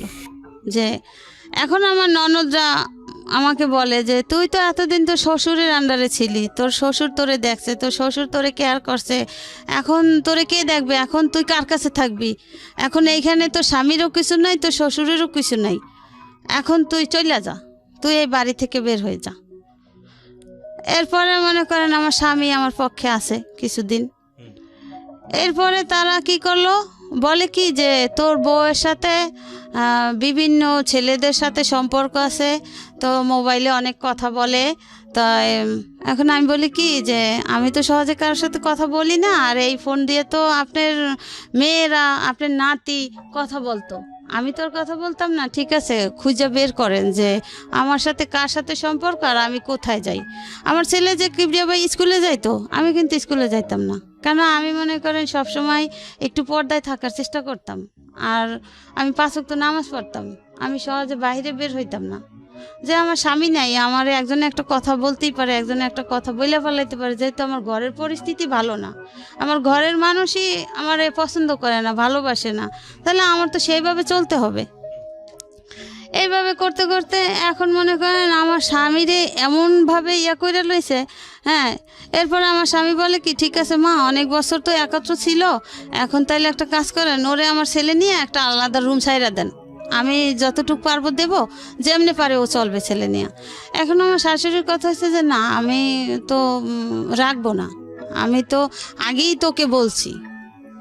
আর আগেই তার নাকি একটা প্ল্যান ছিল যে যেহেতু আমার বাচ্চা হয়ে গেছে, এখন আমার বাচ্চাটা একটু বড় হোক, বড় হওয়ার পরে আমাকে তার ছেলের কাছ থেকে বিদায় করে দেবে। এরপরে মনে করেন এখন তো বিভিন্ন রকমের কথা, এখন আমি তো কথা জীবনেও শুনি নাই, বা কি করব। এখন আমার স্বামী পারতেছে না আমার শাশুড়ির সাথে। এখন আমার স্বামী বলে কি ঠিক আছে মা, তাহলে আমি তো বাড়িঘর করতে টাকা দিছি, তাহলে আমার কিছু টাকা দেন, আমি দেশের বাড়ি ঘর করে ওরে দেশের বাড়ি রাখি। না, তা হবেই না, তা হবে না, তাকে বিদায় করা চাই। এখন কি করলো, দেখে যে না আমার স্বামীও মোটামুটি আমার পক্ষে আছে। এরপরে আমি বলি কি দেখো, ছেলে তো বড় হয়েছে, এখন ছেলে তো আর অবুঝ না, হ্যাঁ ছেলেও বোঝে, তোমার ছেলেকে জিজ্ঞাসা করো, বা তোমার যে আত্মীয় স্বজন আছে, আশেপাশের লোক আছে, হ্যাঁ তুমি তাদের সবার কাছ থেকে খোঁজ খবর নাও আমি কোথাও গেছি কিনা। এরপরে মনে করেন এখন কোনো কিছু না পাইয়া আমার এক বোন আছে সায়দাবাদ, মাঝে মাঝে আমার ননদদেরকে নিয়ে যাইতাম, আমার এই ছেলেকে নিয়ে যাইতাম। হ্যাঁ, আমি একা কখনো যাইতাম না, বা বেশিরভাগই আমার শ্বশুর আমাকে দিয়ে আসতো, আর আবার সেই গিয়ে নিয়ে আসতো। এখন বলে কি যে ঠিক আছে, কোথাও কোনো নাই, এর বোনের সাথে সম্পর্ক আছে, বোনের হাজব্যান্ডের সাথে। আমার বোনের 2 মেয়ে কলেজে পড়ে, এখন আর এক বাচ্চা হয়েছে, এখন 3 বাচ্চা। তো এইভাবে করতে করতে কিবরিয়া ভাই কীভাবে যে কি হইল, এরপরে আমার স্বামী বাহিরে চলে গেল। আমি অসুস্থ, এই এত বাজে টেনশনে আমি অসুস্থ হয়ে গেছি। এখন আমার স্বামী আমাকে বলে কি দেখো, এত বছর আমার বাবা ছিল, বাবার ইয়াতে তুমি থাকতে পারছো, এখন যে পরিস্থিতি, আমিও তো বাইরে চলে যাবো, তুমি এখানে থাকতে পারবে না, তার সাথে একটা কাজ করো, এখন তো আমার কাছে টাকা পয়সা নাই, তুমি আপাতত কিছুদিন যাইয়া তোমার বাবার বাড়ি থাকো। আমার মাও নাই, মাও মারা গেছে এর ভিতরে 10 সালে। এখন আমি বলি কি, আমি এত বছর তোমাদের বাড়িতে থাকলাম, আর এখন আমি বাপের বাড়ি যাই থাকবো, ছেলে বড় হয়েছে, ছেলে স্কুলে পড়ে, ছেলে তখন 6-এ পড়ে, তখন এখন আমি কার কাছে গিয়ে থাকবো, আর ছেলের লেখাপড়া কি হবে? বলে কি তো ছেলে থাকুক, তুমি যাও। এবার আমি বলি কি যে ঠিক আছে, আমাকে বলে কি যেহেতু তুমি অসুস্থ, তুমি দেশে যাই একটু ঘুরে ফিরে আসো, সুস্থ হয়ে যাবা। আমি কাছে কি ঠিক আছে, তাহলে আপনিও চলেন, আপনিও গিয়ে বেড়াই আসবেন, আর আমিও দেখি যদি সুস্থ হই, ঠিক আছে তাও থাক, ওর পরীক্ষা চলে। এখন আমাকে তারই বাড়ির এক ভাড়াটিয়া বলে কি যে তুমি কোথাও যাইও না, তোমার পিছনে বড় ষড়যন্ত্র চলে। আচ্ছা, হ্যাঁ। আমি কই কেন আপা, কি ষড়যন্ত্র? বলে তুমি যদি এই বাড়ি থেকে বের হও, এই বাড়িতে আর উঠতে পারবে না, তোমার এই বাড়ি থেকে বিদায় দেওয়ার প্ল্যান চলতেছে। এখন এই কথা শোনার পরে আমি বলছি কি ঠিক আছে, আমি কোথাও যাব না, ছেলের পরীক্ষা, তো পরীক্ষা শেষ হয়ে নেক, তারপরে আমি ছেলেকে নিয়েই তোমাকে নিয়ে বেড়াইতে যাব। বলে আমার তো অত সময় নেই, আমি তো চলে যাব, তাই তুমি যাও এখন। আমি বলছি না, আমি যাইতে পারবো না। এরপরে মনে করেন তারা কীতে কী করছে কি জানি না, মনে করেন আমার একেবারে আমি এত অসুস্থ, মরার অবস্থা। এখন আমার ভাইদেরকে ফোন দেয়, আপনার বোন অসুস্থ, আপনার বোনকে আইসা নেন। তা আমার ছেলের কাছে টাকা নাই, ওর বাবা মারা গেছে, ও হঠাৎ আইসা পড়ছে, হ্যাঁ, তো এখন কি করবে? এরপরে আমি যাই না, না যাওয়াতে মনে করেন এরকমের করতে করতে 1 মাস শেষ হয়ে যায়। সে যে ফেব্রুয়ারি মাসের 17 তারিখ আসছে, মার্চ মাসের 3 তারিখ তো তার বাবা মারা গেছে। এই মার্চ মাসটা সে ছিল তো এইভাবে গন্ডগোলের ভিতরে। এরপরে একদিন মার্চ মাসের লাস্ট তারিখে আমি আর সে শুয়ে আছি, আমার শাশুড়ি গিয়া বলে কি এই ওঠ, আমার হাজব্যান্ডকে বলে এই ওঠ। এখন বলে কি কেন মা, কোথায় যাব? বলছে ওঠ এদিকে। গেছে অন্য রুমে ডাইকে নিয়ে, পাসপোর্টটা ছিল তার মায়ের হাতে। বলছে তুই এখন এয়ারপোর্ট যাইয়া পাসপোর্ট ওকে করে তুই কালকের সকালের ভিতর চলে যাবি, তুই থাকতে পারবি না। আমি তো তখন থাকলে তো আমি খাবো। আমি থাকলে তো তুমি খাবো মানে কোথায় যাচ্ছ? কয়ে যে আমি কিছুক্ষণ পরে চলে যাচ্ছি। এই এপ্রিলের 1 তারিখ। এখন আমি তো এটা শুই না, আমি কান্নাকাটি শুরু করে দিছি। আমি কই দেখো তোমার এই পরিস্থিতি, তোমার মা বোনরা এরকমের করে, তাহলে আমি ছেলেটা নিয়ে কী করব? না জানি আমার এরা মাইরেই ফেলাইবে, আমি থাকতে পারবো না। তাহলে তুমি আমার সাথে ওয়াদা করে যাও যে তুমি আবার কবে আসবা, তুমি কবে আসতেছো? এরপরে বলে কি আমি তোমার সাথে ওয়াদা করলাম, আমার ছেলে বড় হয়েছে, আমি তো বাবা মারা গেছে এই জন্য আসছি, তো আমার ওইখানের চাকরির মেয়াদ শেষ, তো আমার এমনি মনে করো এই বছরের জুন মাসে আমি আসতাম, হয়তো একেবারে আসতাম না, হয়তো ছুটিতে আসতাম, তো এখন আমি যাই, তো জুন মাসে আমি অবশ্যই আসবো। আমি বলছি না, আমি তোমাকে বিশ্বাস করি না, তুমি এত বছরে আসো নাই, তোমার বাবাও এত রিকোয়েস্ট করছে, আমি এত রিকোয়েস্ট করছি, তুমি আসো নাই, এখন তুমি চলে গেলে, তোমার মা করে ইয়া, তোমার বোনরা করে ইয়া, তাহলে আমারও জানে রাখবে না, আমারও মেরে ফেলাইবে, আমার ছেলেরও মেরে ফেলাইবে, আর তুমি তো আর আসবাই না।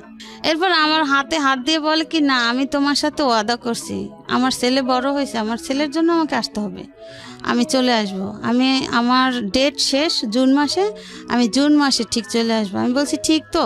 বলে হ্যাঁ ঠিক। এরপর ঠিক ওই সময় ওর মা বলছে কি তুই যে এই যাও, তুই আর বাংলাদেশে আসবি না, এটা আমার লাস্ট কথা। আর ওই যে বাজে কথা বইলা টইলা মোবাইল নিয়ে গেছে। এখন আমার স্বামী কয় কি যে ঠিক আছে মা, আমি মোবাইল তোমার কাছে দিয়ে গেলাম, ও মোবাইলে কথা বলবে না। আর আমি জানি যে প্রায় সময় রাত জায়গা আমার সাথে কথা বলতো, আমিই কথা বলতাম। এখন তোমার যদি সমস্যা হয়, আর তুমি তো সেই শুরু থেকেই বলছো যে না ফোনে কথা বলা যাবে না, ফোন দিতে না করছো, এবং ঘরে যে ফোন, সেই ফোনেও তোমরা আমাকে কথা বলতে দিতা না, তাও তোমরা বাহির থেকে শুনতা। আমি একটা চিঠি দিলে সেই চিঠিটা তোমরা ওর কাছে পৌঁছাইতা না, সেটা তোমরা গোপন করতা। এরপরে মনে করেন সে আবার জুন মাসের 25 তারিখ সকালবেলা হঠাৎ আইসা পড়ে আসছে। আচ্ছা, আইসা পড়ছে।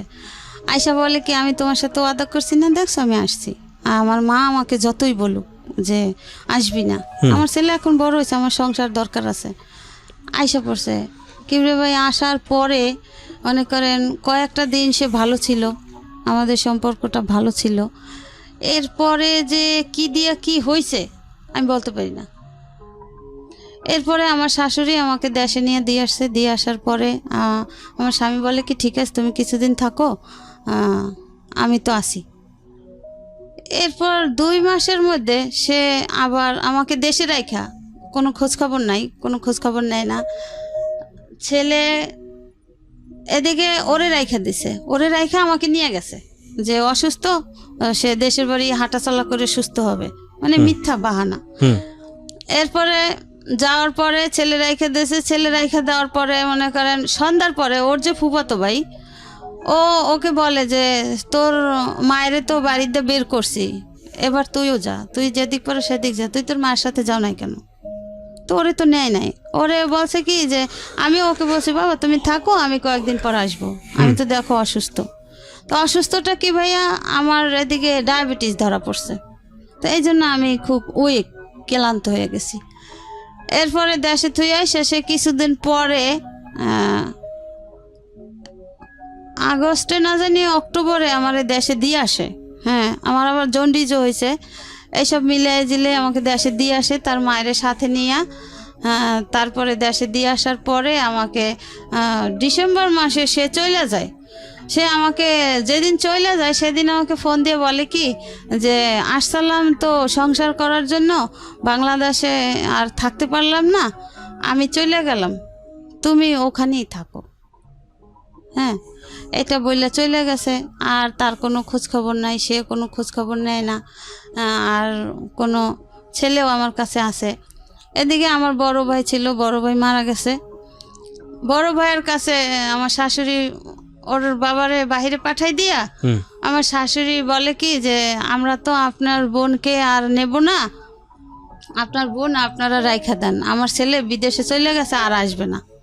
হ্যাঁ, এটা বলার পরে আমার ভাবি বলে কি ঠিক আছে যদি না নেন, যদি আপনাদের ছেলে আমার বোন নিয়ে সংসার না করে আমার ননদ দিয়ে, তাহলে তার আমরা জোর করে করাইতে পারবো না, তাহলে আপনাদের ছেলে আপনারা নিয়ে যান। বলে না, আমাদের ছেলেরও আমাদের দরকার নেই, ছেলেও ছেলের মার কাছে থাকুক। এইভাবে তো মনে করেন এতদিন গেছে। এখন আমি সবার সাথে যোগাযোগ করি, আমার সাথে কেউ যোগাযোগ করে না। সবার ফোন দিলে ফোন কাইটা দেয়, বা তখন ঘরে টিএনটির লাইন আছে, ফোন দিলে ফোন ধরে না। এরপরে মনে করেন সে চলে যায়, এই কথা বলে, আর কোনো খোঁজ খবর নাই। আমার শাশুড়ি এই কথা বলে।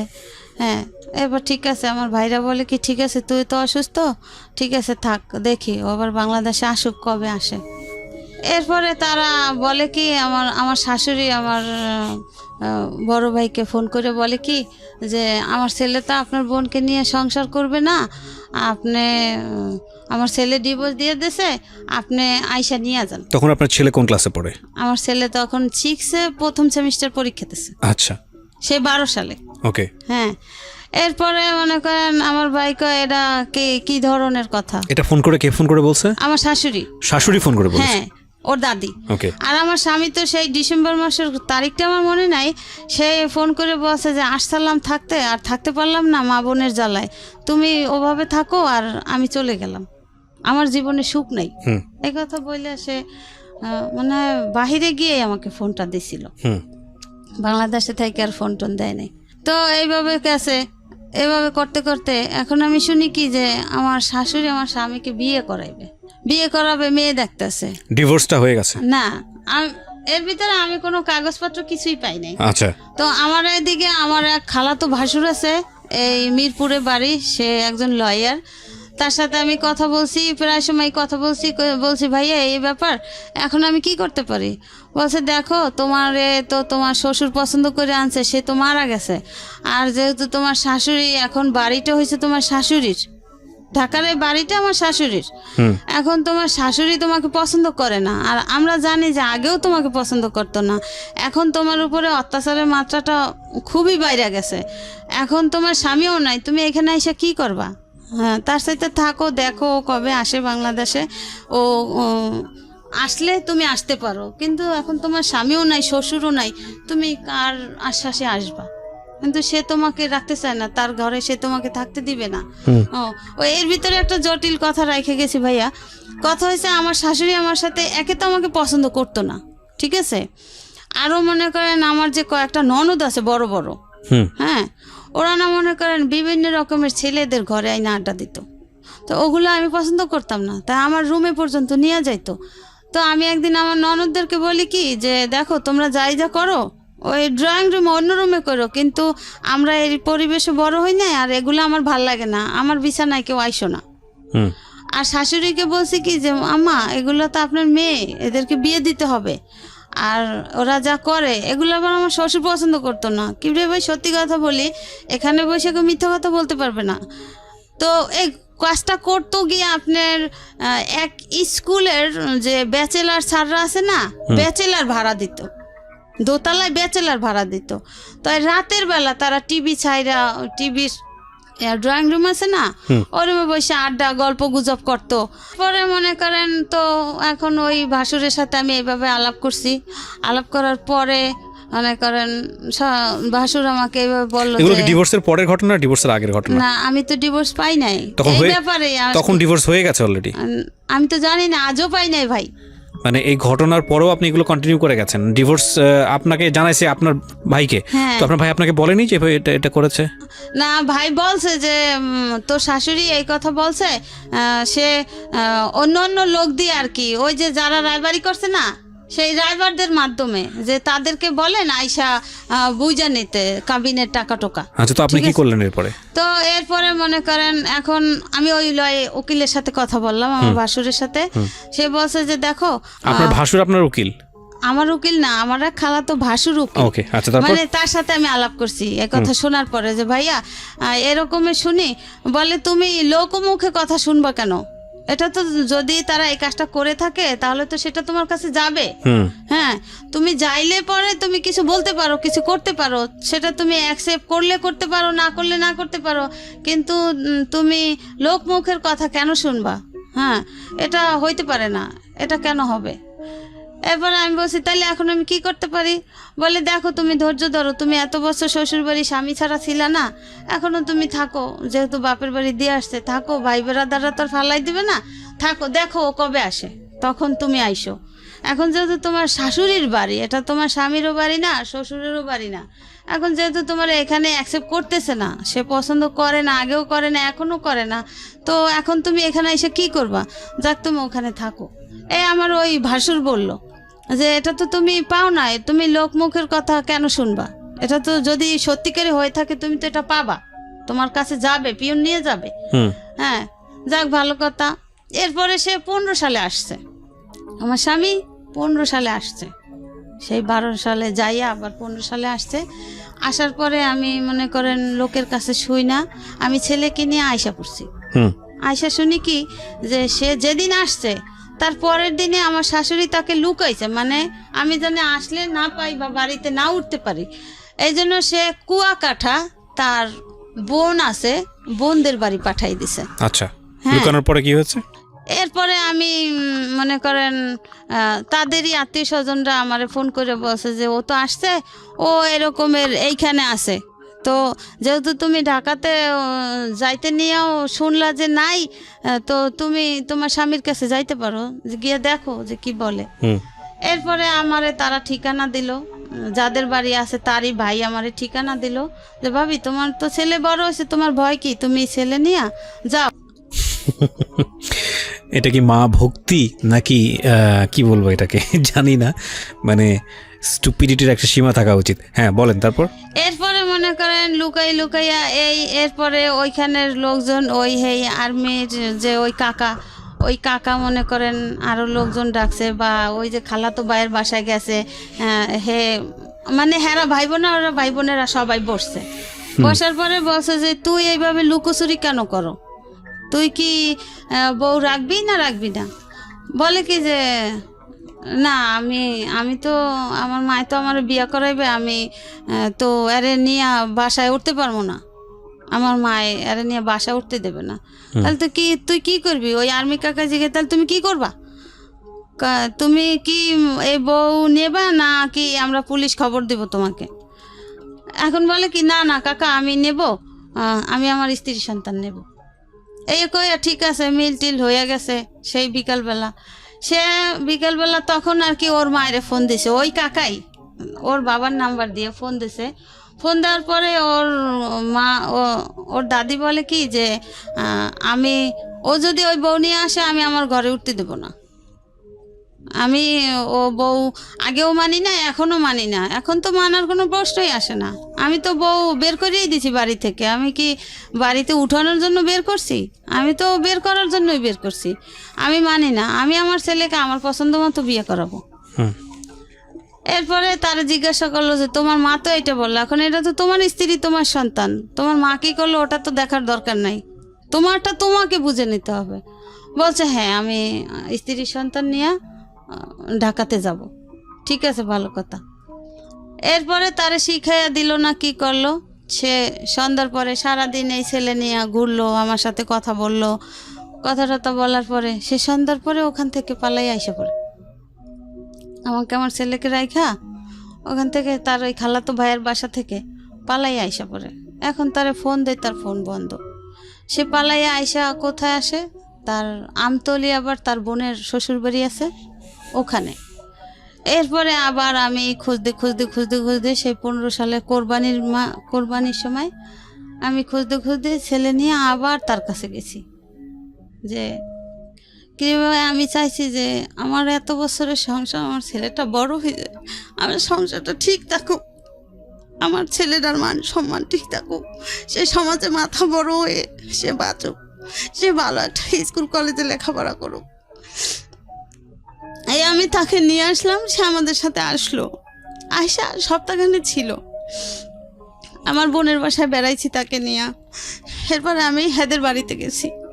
হেদের বাড়িতে যাওয়ার পরে হ্যার মা আমার চাচি শাশুড়ির ফোন দিয়ে বলে যে ওরা জিজ্ঞাসা করেন যে ও কি আমার সম্পত্তি চায় না ওর স্ত্রী সন্তান চায়। ও যদি আর স্ত্রী সন্তান গ্রহণ করে তাইলে আমি ওকে আমার সম্পত্তির এক কানা করিও দেব না। এরপরে সে রাতের বেলা এক জায়গায় শুই, ছেলে নিয়ে শোয়, আমি শুই। এটা কি মানে আপনার শ্বশুর বাড়িতেই আপনারা একসঙ্গে থাকছিলেন আলাদা আলাদা করে? হ্যাঁ, শ্বশুরবাড়ি বরিশালে, কাশীপুর। এরপরে সে ফজরের আজান দেয়, তখন আমাকে বলে কি তানভীর মা ওঠো, নামাজ পড়বো না? আমি বলছি হ্যাঁ নামাজ পড়বো। এই কথাটা বললে সে খিবরে ভাই সে যে বাহিরে নামে আর সে ঘরে ফিরে না। এরপর সে পালাইয়া ঢাকাতে আইসা পড়ে, আমাকে আমার ছেলেকে ওখানে রেখা।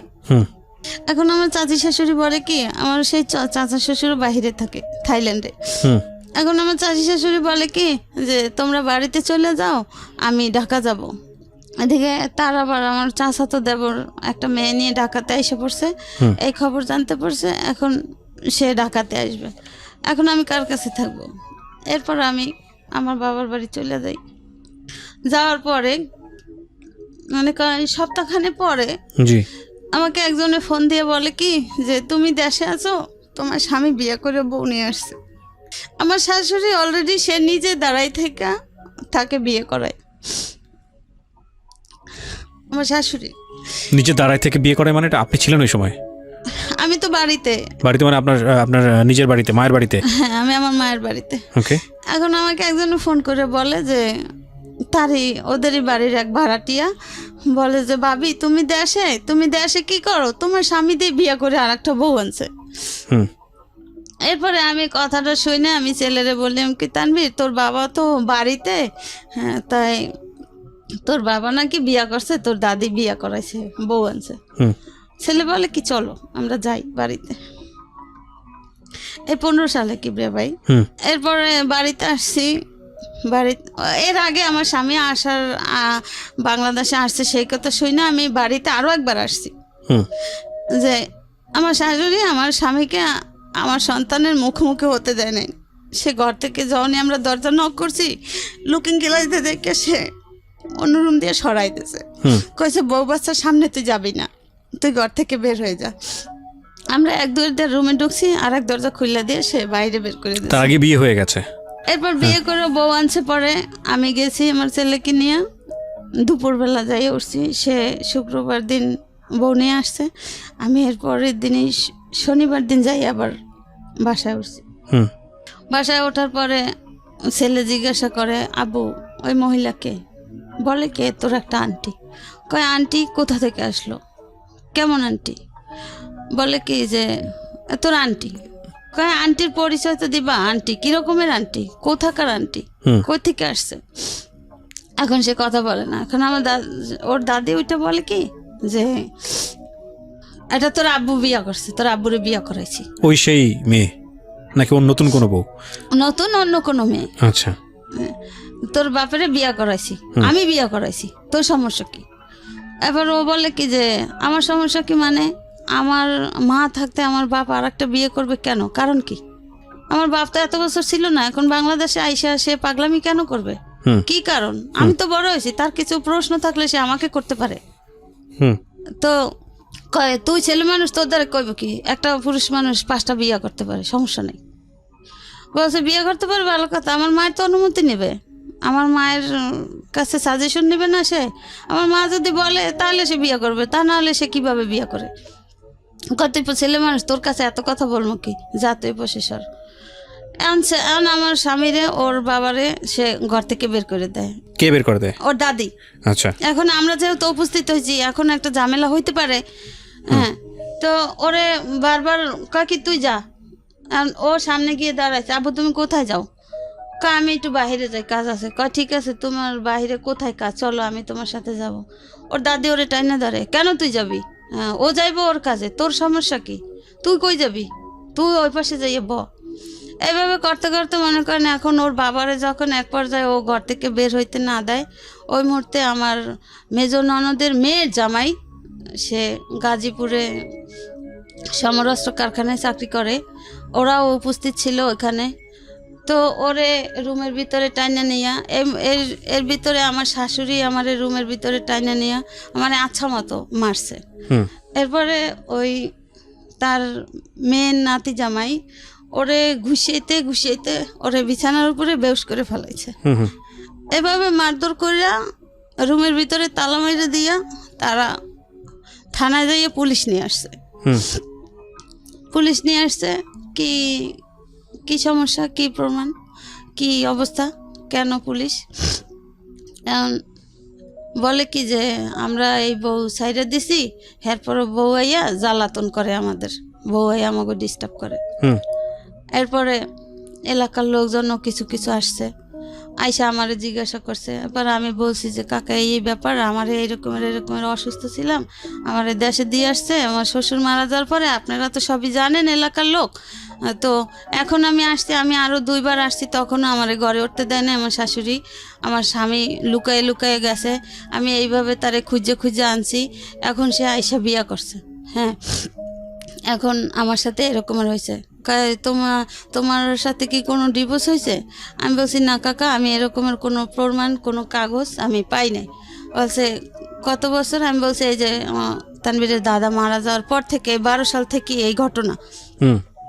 তো এরপরে এরা জিজ্ঞাসা করছে, পুলিশ যে আনছে, পুলিশেরা জিজ্ঞাসা করছে যে আপনারা কি ডিভোর্স দিয়েছেন, তাহলে তার কাগজ কই, কাগজ দেন, আপনাদের কাছে কি কাগজ আছে?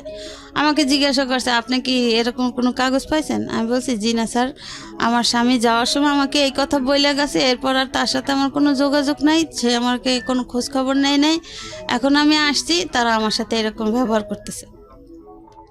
এরপরে তারা কি একটা কাগজ দেখাইলো, দেখানোর পরে ওই পুলিশরাই বলতেছে যে আপনারা যে ডিভোর্স করছেন, এখানে তো মেয়ের সিগনেচার থাকবে, তারপরে মেয়ের দেনা পাওনা কি আপনারা শোধ করছেন? আমার শাশুড়ি বলে কি যে তারে সাচ্ছি, সে নেয় নাই। এরপরে একজন মুরব্বী কথা আমারে বললো। এরপরে আমি একজন লোক নিয়ে আমি দক্ষিণখান থানায় গেলাম। দক্ষিণখান থানায় যাওয়ার পরে ঘটনা বললাম যে স্যার এই ঘটনা। তো একজন ওসি কেস লিখতে নিয়ে অর্ধেক লেখছে স্যার ভাইয়া, লেখার পরে তার একটা ফোন আসছে, সে কাগজটা ছিঁড়ে ফালাই দিছে সঙ্গে সঙ্গে। হ্যাঁ, সে ওই যে লেখছে যতটুকু আমার শিকার অব্দি আমার মুখের জবান, সে ওই কাগজটা ফালাই দিছে। এখন সে আর আমাকে কিছু জিজ্ঞাসাও করে না, আর কিছু লেখেও না।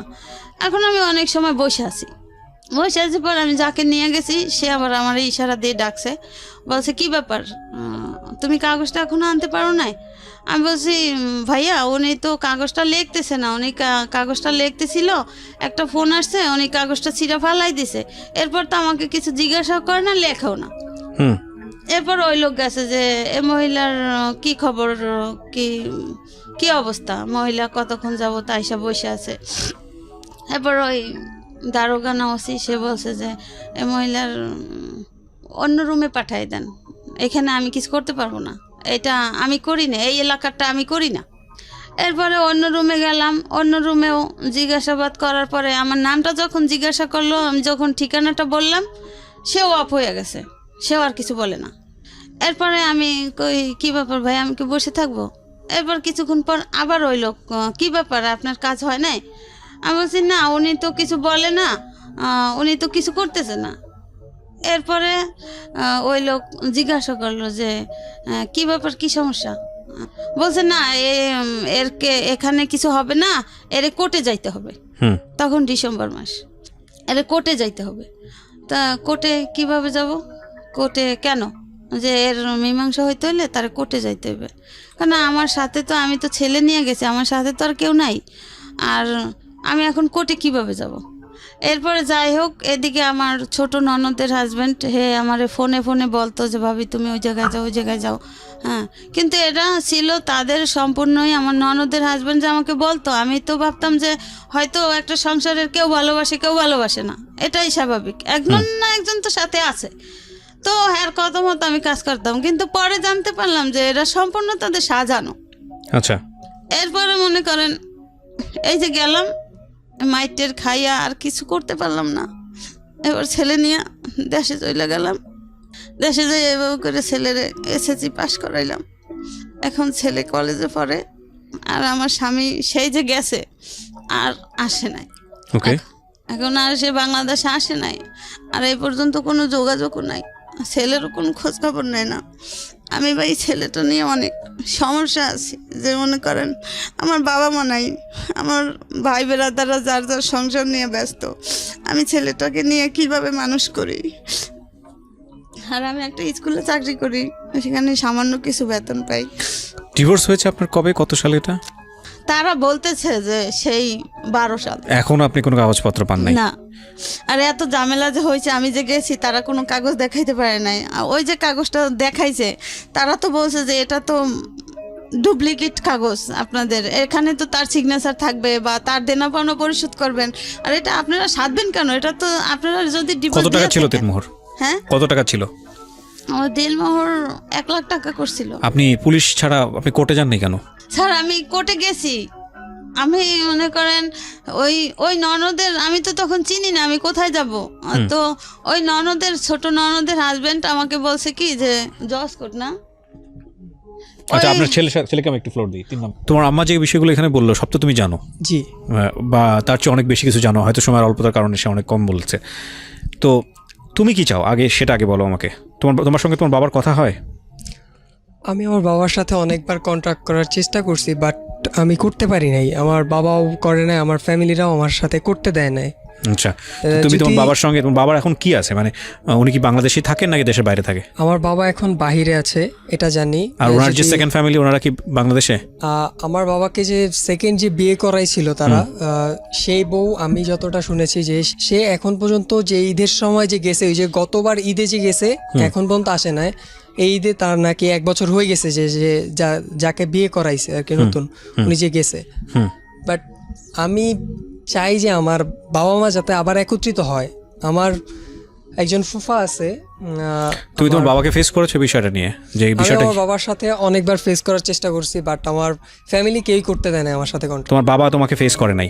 হ্যাঁ, আমার ফ্যামিলিও করতে দেয় না। আমার বাবা যদি করতে চাইছে, আমার দাদি ফুপি ওনারা কেউই করতে দেয় না। বিশেষ করে আমার একটা ফুফাতো ভাই আছে, ও বিশেষ করে করতে দেয় না। আর আমি যতবারই বুঝলাম না, তুমি তো বয়স পড়ো, তোমার বয়স কত? আমার বয়স এখন 20 বছর। তুমি বুঝো না বিষয়টা, রিয়েলিটিটা তুমি বুঝো না। তোমার বাবার, আমি সরি টু সে, তোমার বাবা, তারপর আমি তোমার জায়গা থেকে নিশ্চয়ই অনেক রেসপেক্ট আছে। মানে একটা পুরুষের তো মেরুদণ্ড থাকে, আমি এভাবেই বলতে বাধ্য হচ্ছি। মানে গার্ডসে কি এত সমস্যা যে ফ্যামিলি যাই বললো, যেহেতু সে নিজে ইনকাম করে, পয়সা রোজগার করে, এটা তো তুমি বুঝো। নিশ্চয়ই সেও চায় না তোমার মাকে লাইফে। এখন এখানে তুমি জোর করে হলো বা যে কোনো কিছু হলেও তো এটা তো সমাধান খুঁজতে পারবা না। এটা কি তুমি তোমার মাকে বোঝাও কখনো? আমি এটা আসলে বুঝাতে, আমার বাবার অনুভূতিটা আমি বুঝি, আমার মাকে সে চায় কিনা না চায়। কি But বুঝো এটা এটা তো তুমি কি বুঝো আমাকে একটু বলো তো। আমি বুঝি সেটা হচ্ছে লেগে আমি আমার বাবাকে যেই কয়দিন দেখেছি আমার সামনে, আমার মার সাথে সে কোনোভাবে খারাপ বিহেভ করার চেষ্টা করেনি, বাট তার মাকে যখন দেখেছে সামনে আসে তখন আমার মার সাথে সে খারাপ ব্যবহার করে গেছে। বাট ওনার মা যখন সরে গেছে, আমার দাদি যখন আমার মা এবং বাবার চোখের আড়াল হয়েছে, তখন আমার মার সাথে কিন্তু আমার বাবা খুব সুন্দরভাবে এটা কথা চরম বলেছে। অন্যায়, এটা ভয়ানক রকমের অন্যায়। আমরা মাকে অবশ্যই, মা হচ্ছেন পৃথিবীর সবচেয়ে সেরা উপহার, কিন্তু মা যদি কোনো অন্যায় করেন সংসার নিয়ে, যেটা ওদের ক্ষেত্রে হয়েছে, সেখানে যে মাকে একদম বাধ্যবাধক, মাকে যে কিছু বলা যাবে না, মা যে অন্যায় করছে সেটা বলা যাবে না, এবং এটা বললে যে ধর্মীয়ভাবেই বলি বা অন্য কোনো দিক থেকেও যে একটা বড় ধরনের অপরাধ হয়ে যাবে, তা কিন্তু আসলে না। কারণ যে কোনো ব্যক্তি যদি কোনো অপরাধ করেন তাকে প্রপারলি সেটা বলার অধিকার আমাদের ধর্মীয়ভাবেও দেওয়া হয়েছে যে তুমি সেটা অপরাধ করছো এবং সেটা করা অন্যায়। এবং স্ত্রীর অধিকার নিয়ে সে কখনোই দাঁড়াতে পারেনি তার হাজব্যান্ডের কাছে বিকজ অফ তার শাশুড়ি। এটা ওনারা যা বললো সেটা যদি সত্যি হয়ে থাকে তাহলে বিষয়টা তাই। আর দ্বিতীয়ত যেটা বলবো যে যেই লোকটা সারা জীবন তার মার কথা শুনে আপনাদেরকে সাপোর্ট করতে পারলো না, সেই লোকটার পিছনে অন্য হয়ে দৌড়ানো তো কোনো মানে নাই। বরং আপনারা তাকে ক্ষমা করতে পারবেন কি না এটাই চিন্তা করেন। আপনার তো মেয়েও হতে পারতো বাংলাদেশের সামাজিক কন্টেস্টে। আমি যদি চিন্তা করি ওর বয়স যদি এখন 20 হতো এবং যদি মেয়ে হতো, আপনার জন্য এটা আরও বিপজ্জনক হতো। এটাই আমাদের রিয়েলিটি, বাংলাদেশের সামাজিকতার বাস্তবতায়। বিয়ে দিতে সমস্যা হতো, একটা চাকরি বাকরি নিয়ে দৌড়াদৌড়ি করতে গেলে সমস্যা হতো, বিভিন্ন রকমের সমস্যা হয়, যে নারীকেন্দ্রিক যে যত রকমের সমস্যা আমাদের সমাজে আছে, সেই জায়গাটায় আপনি একদিক থেকে এগিয়ে আছেন। এখন আপনার ছেলেটার পড়াশোনার জন্য যে খরচের দরকার, ও তো নিজেই কিছু না কিছু করে রোজগার করতে পারে, ওর সে সামর্থ্য আছে, ও দেখতে শুনতো মার্শাল্লাহ সুন্দর। সুতরাং এই জায়গা থেকে তো আপনি একদিক থেকে এগিয়ে আছেন। আপনার হাজব্যান্ড যদি কোনো দিন এমন হয় সহায় সম্বল সব কিছু হারিয়ে আর কোথাও কোনো জায়গা নাই, সে পাচ্ছে না, আপনাদের ফ্যামিলিতে আসছে, তখন আপনারা হয়তো অনেক বেশি ওয়েল এস্টাবলিশড। এই প্রশ্নের উত্তর নিয়ে অনুষ্ঠানটা শেষ করবো আমি, আর বাকিটা সবটুকু আপনিও বোঝেন, আমাদের লিসনাররাও বুঝে।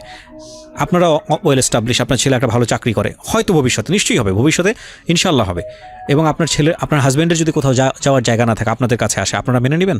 জি, আমি মেনে নিব। আমি তার সন্তান। আপনি মানবেন? আপনাকে প্রশ্ন করেছে, আপনি মানবেন? তখন আপনার খাওয়ার কোনো সমস্যা নাই, কষ্টের নাই, আপনার সব কিছু ওয়েল এস্টাবলিশ, আপনার ছেলে লেখাপড়া করে একটা চাকরি বাকরি করছে, আপনার ছেলের যে রেসপেক্ট আছে তার বাবার প্রতি, সেটার জন্য আমার যথেষ্ট রকমের তার প্রতি রেসপেক্ট। কিন্তু আপনি কি পারবেন আপনার হাজব্যান্ডকে মেনে নিতে?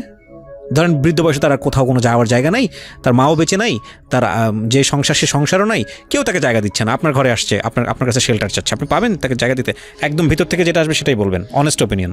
স্যার আমি সেটা বলতে পারি না, হয়তো উনি কনফিউজ এবং উনি পারবে না, কারণ ওনার জায়গা থেকে উনি যতটা কষ্ট পাইছেন, এই কষ্টটা ভয়ানক রকমের কষ্ট। 13 বছর বয়সে বিয়ে হয়েছে একটা ভদ্রমহিলার। আপনি একটা জিনিস চিন্তা করে দেখেন, ওনার লেখাপড়া কিন্তু তেমন একটা না, 6-7-এ পড়া অবস্থায় বিয়ে হয়েছে। এবং আমাদের গ্রামীণ সমাজের জায়গাটা থেকে আমি গল্পটা শুনছিলাম, এরকম অসংখ্য মহিলা আছেন যারা বছরের পর বছর কষ্ট করে যান, বছরের পর বছর হাজব্যান্ডকে কাছে পায় না, এবং মানে ওই যে কথা আছে না, বুকে পাথর বাঁধা, কলিজায় পাথর বেঁধে অপেক্ষা করেন একটা দিনের জন্য, একটা সময়ের জন্য, যারা আসবেন দেশের বাইরে থেকে, 10টা দিন ভালো থাকবেন, একটু সময় আবার ওই বছরের পর বছর অপেক্ষা করবে।